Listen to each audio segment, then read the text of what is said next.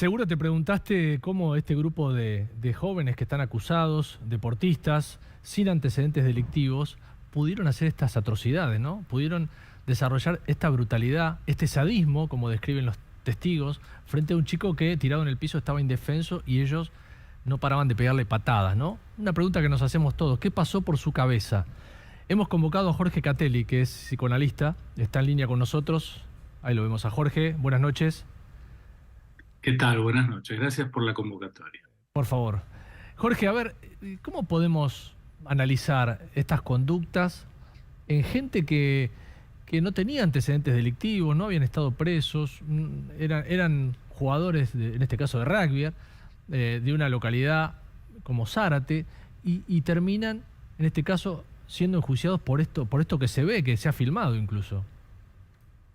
Bueno, ante todo, me gustaría ofrecer mi solidaridad eh, para con la familia, con los padres, con los amigos de Fernando Báez Sosa y por otro lado, también intentar pensar contigo y con quienes están en este momento acompañándonos desde sus casas en algo que nos permita pensar algunas variables, porque no tendríamos los elementos para decir seriamente qué es lo que ocurrió en la cabeza de cada uno de esos muchachos. Sí puedo decir que hay un factor muy importante interviniente desde una perspectiva sociológica, que ahora me voy a referir a algo al respecto, otra desde una perspectiva subjetiva, donde podemos hacer hipótesis, qué pudo haber ocurrido por la cabeza de esos jóvenes, y otra más del orden de lo singular acerca de las historias de cada uno de estos sujetos, ¿no? Acá hay algo que creo, un poco escuchando estas últimas declaraciones y esto del modo de llamarlo, el tema del negro, el trofeo, todo Sí. esto que empezamos a escuchar, en donde lo primero que vemos, que podemos conjeturar, es que hay una situación de índole social que tiene que ver con un odio de clase, lo podríamos llamar así, pero sobre todo en donde entra a jugar algo del racismo, Sí. donde el otro es transformado por una razón que puede ser del color de piel, de la apariencia, del tipo de ropa, por la religión, por la orientación sexual, es transformado en un enemigo al que le descargo todo el odio y en donde el sujeto puede transformarse, además masificado en un grupo, en alguien que puede eliminar toda consideración moral y descargar el odio contra un sujeto que identifica como si fuera un enemigo sin poder Ahora, siquiera eh, medir esas consecuencias, ¿no? Jorge, ahora estamos hablando de 8 personas, no es uno solo que se descontrola, que busca hacer esto que usted estaba describiendo, descargar el odio contra alguien. Acá hablamos de 8 personas, 8 cabezas, que evidentemente han empezado igual. Sí, por eso me refería a dos hipótesis que yo estoy considerando. Yo algo, creo que en este mismo canal, 2 años atrás, cuando ocurrió el asesinato de este Sí. muchacho, alguien había dicho, un periodista me dijo, bueno, funcionaron como una manada. Y yo me tomé el atrevimiento de decirle, mire, las manadas son de los animales que son mucho más respetuosos en ese sentido. Funcionan colectivamente y se van moviendo colectivamente, pero acá hubo algo del orden de una horda, de una patota, en donde lo que se puso en juego, por eso digo como una masa, 8 que hacían una masa, Sí. pero en donde se jugó el placer por matar y en donde no hubo ni siquiera el límite de ciertos hasta códigos de la calle, en donde si un muchacho se cae desmayado, se le Claro, deja de claro, pegar, claro. sino que extrapoló cualquier límite, extravasó cualquier límite hasta lograr matarlo. Por eso es de un nivel de sadismo, violencia y muerte desatada. Esas, Esas personas, Jorge, que hoy están presas, que llevan casi 3 años presos, van a ser condenados, no sabemos a cuánto, eh, ¿pueden, ¿pueden haber recapacitado ya en este tiempo de darse cuenta de lo que hicieron?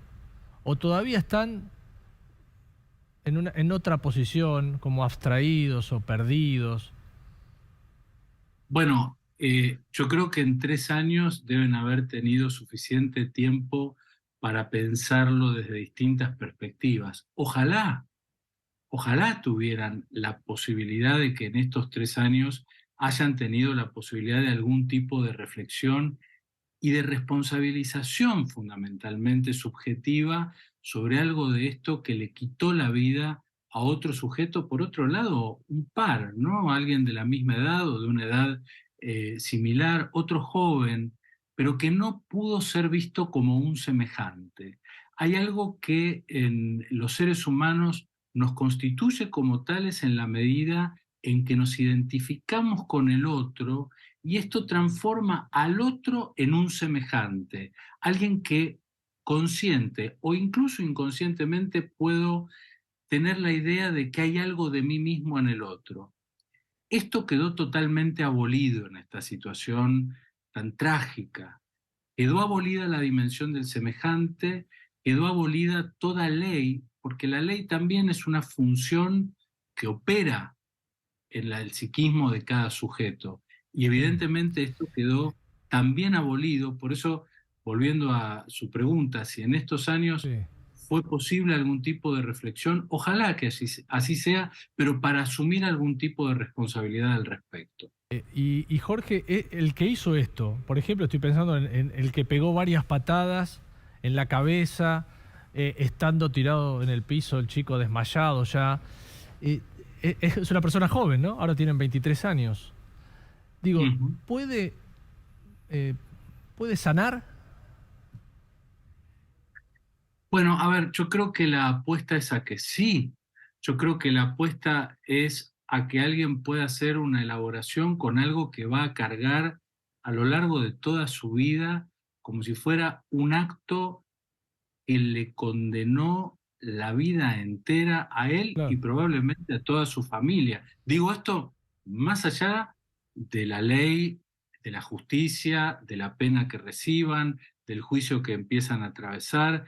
Digo, algo que produce una condena psíquica, una condena en el sentido que además tiene la condena social ya sí. formulada, pero que creo que además es de un nivel de masoquismo en ese sentido, si se quiere entenderlo de este modo, muy flagrante porque marca toda su vida. Claro.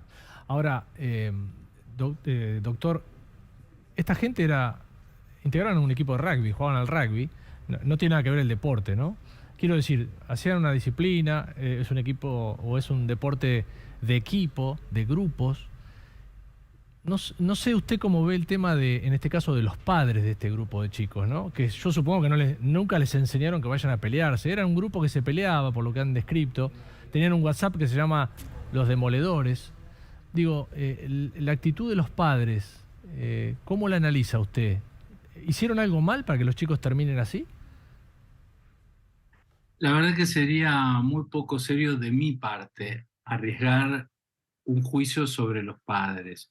Yo lo que sí puedo decir, que gente que yo no conozco, yo lo que sí puedo decirle es que acá tenemos una trampa de una época que está en ciernes, que hoy en día la estamos pudiendo cuestionar en distintos ámbitos, es la del machismo, la del patriarcado, pero en un sentido, lo digo, de los errores del machismo más graves, que es confundir transformarse en hombre con ejercitar la violencia.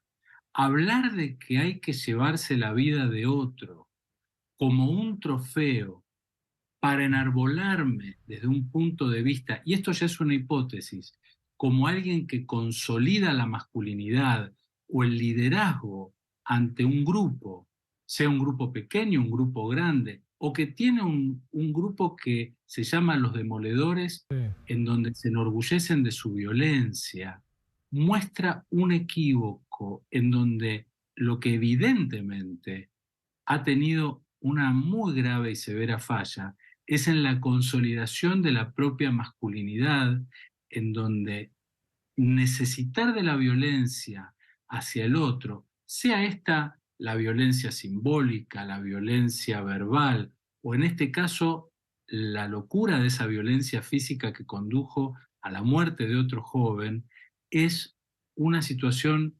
gravísima que describe no solo ese odio de clase y de esa especie de racismo que se va Sí, revelando que estaba allí, sino además esa confusión estimulada por esa idea de machismo claro. que cree que Eh, ejercitando la violencia se hacen más hombres. Doctor, ¿se suma Javier Fabrachi?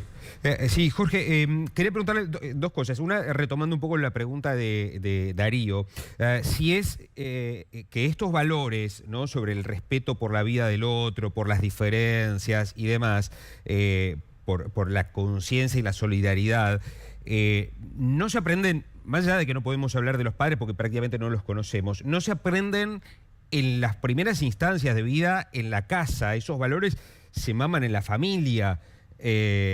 Después quizás se refuerzan o no en el exterior, pero la primera base me parece que es la familia.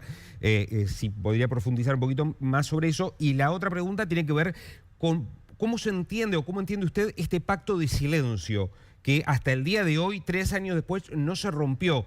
Se pensaba que en un primer momento se iba a quebrar y sin embargo siguen todos en absoluto silencio. ¿Por qué? Ujú. Bueno, lo que usted está comentando es muy importante desde el punto de vista psicoanalítico en relación a cómo se constituye un sujeto como un sujeto ético, digamos, es decir, como alguien que puede descubrir que quiere cuidar al otro porque es un modo de cuidarse a sí mismo.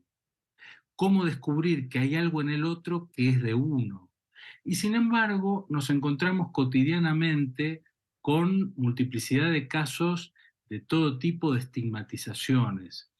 Creo que en este sentido, eso tal como usted lo describe, comienza muy tempranamente en la vida del sujeto, en la vida de los seres humanos, en la crianza más temprana, y esto se va desarrollando a lo largo de la vida. Ahora bien, yo no querría ni siquiera dejar traslucir la idea de que esto no habría ocurrido porque no lo puedo saber. Lo que sí puedo decir es que algo de esta situación en donde había ya un guiño previo en un grupo que se llamaba Los Demoledores, Sí. en un grupo que tenía antecedentes del ejercicio de la violencia, en donde el ejercicio de la violencia los consolidaba como grupo, vemos ahí que hay una tremenda falla desde el orden de lo psíquico, pero desde el orden de lo psíquico de cada uno que los ligaba, porque nadie pudo sustraerse para decir, paren, nadie pudo frenar, nadie pudo sacarse de ahí, sustraerse. Y creo que acá viene la segunda parte de su pregunta, que es este pacto de silencio, un poco como la omertá, como si fuera el Sí. pacto mafioso, que es una solidaridad a la inversa. Es decir, es como el negativo de la solidaridad de la destrucción, la solidaridad de la irresponsabilización del peor y de los más atroces de los crímenes para cubrirse entre quienes no pueden asumir esa responsabilidad más que sosteniéndose en lo que yo llamo una solidaridad invertida porque es un lazo que los liga en el silencio. Mm. Alguien dijo, doctor, que esto de pegarse, de golpear, de pelearse es una forma de comunicarse. ¿Es posible que este grupo lo ejerciera? Mire, en mi época se decía que a golpes se hacen los Sí, hombres. Y yo que soy psicoanalista, le puedo decir que a golpes se hacen los masoquistas. Es decir, si queremos legitimar la violencia, pueden decirse distintas cosas, pero claro. eso no acuerdo para nada. Yo creo que esto también nos mueve, a pesar del horror que estamos atravesando quienes vamos acompañando lo que va ocurriendo con estas instancias en lo judicial, creo que también implica una apuesta, ¿no? Quiero decir, implica una apuesta en relación al futuro. Los que somos la generación que cuida a las generaciones más jóvenes, ¿no? Los que tenemos responsabilidades por ser padres, por ser maestros o simplemente por ser mayores.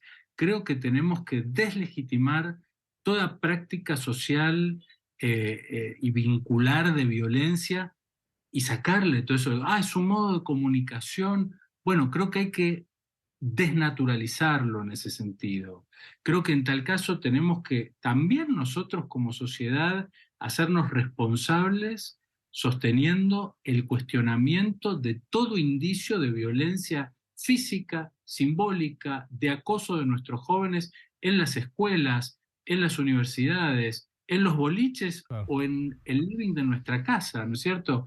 Creo que esto es una tarea para estar, algo que a mí me gusta diferenciar eh, entre ser vigilante y estar en vigilia. Yo creo que hay que estar en vigilia, hay que estar despiertos, no por ser un vigilante, sino por estar atentos, despiertos a no legitimar ni el más mínimo de los modos de aparición de la violencia entre nuestros jóvenes. Y creo que esto nos conduce a su vez a tener también esa responsabilidad de interrumpirla, de intervención, de meternos y de responsabilizarnos, aún con la denuncia de una situación que implique la más mínima denigración del otro en cualquiera de sus formas. Doctor, muy interesante, ¿eh? Muchas gracias. Gracias a ustedes, un Jorge gusto hablar con Catelli, ¿eh? Igualmente, psicoanalista, queríamos escuchar una opinión de un especialista, un entendido, aunque no conozca el caso profundamente, pero desde afuera uno puede intentar analizarlo. Salimos por un momento